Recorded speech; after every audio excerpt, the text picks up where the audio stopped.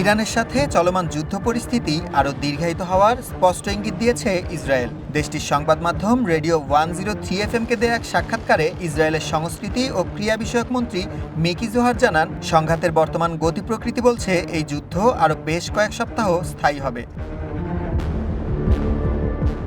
তার মতে সামনের দিনগুলোতে উত্তেজনা আরও বাড়বে, তাই ইসরায়েল রাষ্ট্র এবং নাগরিকদের নিরাপত্তা নিশ্চিত করতে এখন থেকেই ব্যাপক প্রস্তুতি গ্রহণ করা হচ্ছে।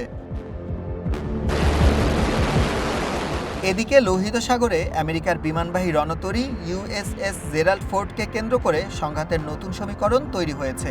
ইরানের সশস্ত্র বাহিনীর পক্ষ থেকে হুঁশিয়ারি দেওয়া হয়েছে, এই রণতরীটিকে লজিস্টিক সহ অন্যান্য সহায়তা প্রদানকারী যে কোনো কেন্দ্র এখন থেকে তেহরানের হামলার বৈধ লক্ষ্যবস্তু হিসেবে গণ্য হবে।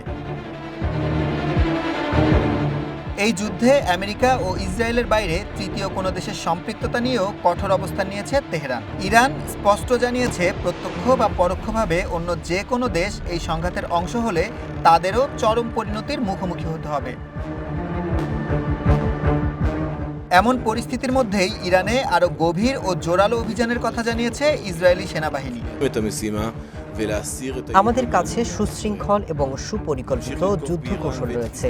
ইরানে আমাদের আরও কয়েক হাজার লক্ষ্যবস্তু রয়েছে এবং প্রতিদিন আমরা নতুন নতুন লক্ষ্যবস্তু চিহ্নিত করছি। বর্তমান শাসক গোষ্ঠী এরই মধ্যে দুর্বল হয়ে পড়েছে। হুমকি নির্মূল না হওয়া পর্যন্ত ইরান এবং হিজবুল্লাহর উপর আমাদের এই হামলা অব্যাহত থাকবে। ইসরায়েলি সেনাবাহিনী জানিয়েছে, আমেরিকার সঙ্গে সমন্বয় করে অন্তত 3 সপ্তাহের সামরিক পরিকল্পনা চূড়ান্ত করা হয়েছে। এই সময়ের পরেও প্রয়োজনে অভিযান আরও বিস্তৃত করার প্রস্তুতি রাখা হয়েছে।